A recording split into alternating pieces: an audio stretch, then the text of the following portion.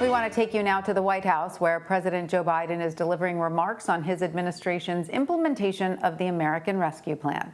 Let's listen. Earlier today, I visited a restaurant here in town. I'm going to mispronounce it, Las Hilamia, and which is a pilot program for Restaurant Revitalization Fund, and an important piece of the American Rescue Plan. One of my goals of the American Rescue Plan is to make sure that we get this law's benefits quickly and directly to the American people. So before I say a bit more about what we're doing to support our nation's restaurants, let me provide an update on what is happening through the American Rescue Plan right now as I speak. First is providing checks in pockets and shots in arms. More than 163 million rescue payments have already gone out. These are checks, direct payments of up to $1,400 that for a typical family of four making about $110,000 means a $5,600 check you'll get. By the time all the money is distributed, more than 85% of American households will have received a check. The rescue plan is also funding vaccine administration and distribution. It's a big reason why we're able to administer over 220 million shots in my first 100 days, a pace unmatched by any other nation in the world, or in prior mass vaccinations in all of American history. You know, it's helped schools reopen safely. It's helping child care centers stay in business. It's helping families pay for child care. The rescue plan is delivering food and nutrition assistance to millions of Americans facing hunger, and hunger is already sharply down in the United States. It's also providing rental assistance to keep people from being evicted from their homes. It's making health care more affordable. It's cutting child poverty in this country in half. And the list goes on, and the message is clear. Help is here. And the bottom line is this: the American Rescue Plan is working. America is getting vaccinated. Job creation is soaring. The economy is growing, and our country is on the move again. But some of the parts of our economy need special help. At the top of that list is our nation's restaurants. When COVID-19 pandemic struck, our nation's restaurants were some of the first hit and the worst hit. In 2020, more than 2.3 million restaurants jobs disappeared. 2.3 million restaurant jobs disappeared. Restaurants are more than a major driver of our economy. They're woven into the fabric of our communities. And so for many families, restaurants are the gateway to opportunity, a key part of the American story. There are families of all races, all ethnic backgrounds, all nationalities in this country who have built their American dream around a family-owned restaurant.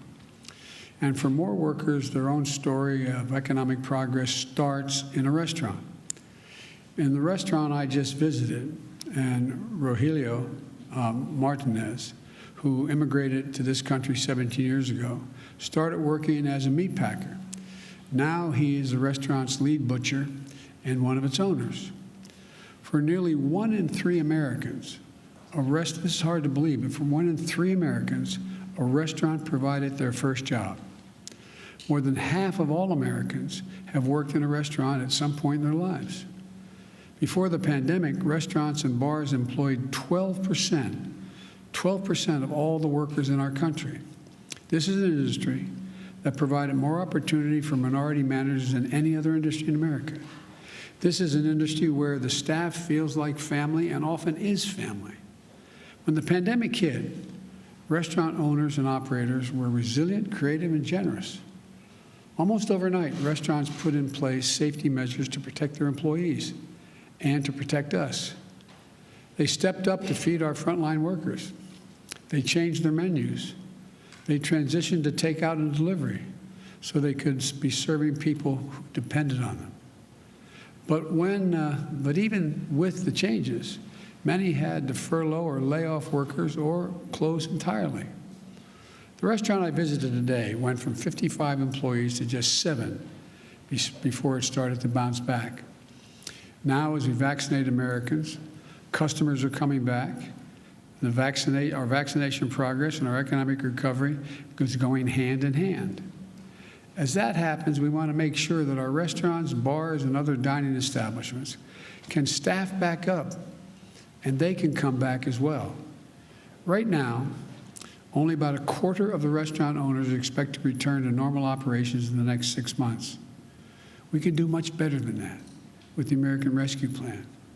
The Restaurant Revitalization Fund, that's what it's called, the Revitalization Fund, will provide direct relief to restaurants and to hard-hit food establishments, bars, bakeries, food stands, food trucks, and caterers.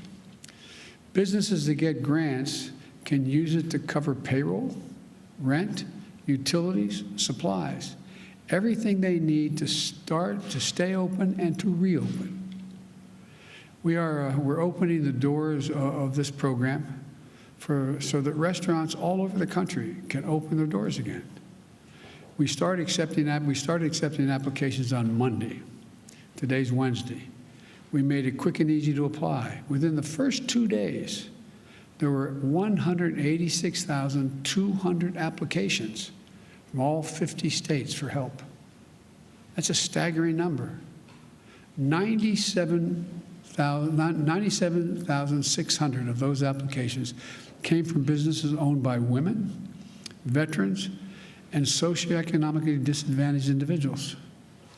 Now the applications, all have been processed yet, but right now it looks like we'll be able to provide help to about 100,000 restaurants and other eligible businesses.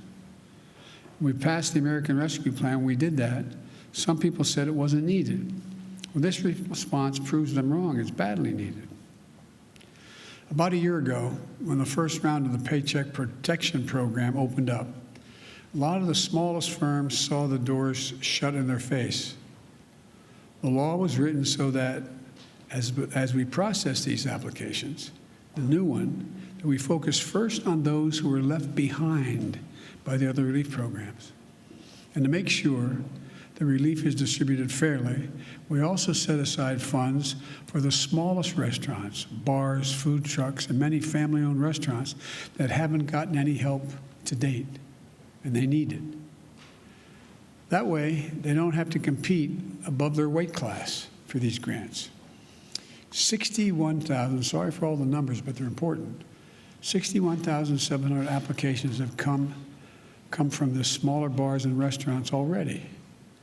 And I want to thank the Small Business Administrator, Isabel Guzman, for the work that she and her team are doing to make sure we get help quickly and fairly to the businesses that need it the most. As I said, I've spoken to dozens of restaurant owners about the challenges they face. But I've also received letters from people who want to tell me about the restaurant owners in their communities.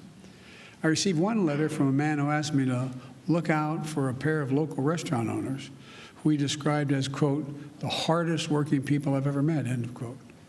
Another letter was from a woman who wanted to tell me about how important the couple that ran the restaurant in her town near her was. She said they are, quote, the strong, consistent foundation of our community, end of quote. Whether it's our economy or our sense of community, we're relying on restaurants to play a big role in our recovery. If we want our economy to recover in a way that deals everyone in, then our restaurants need a seat at the table, no pun intended. That's what we're giving them. That's what this program is about, a seat at the table.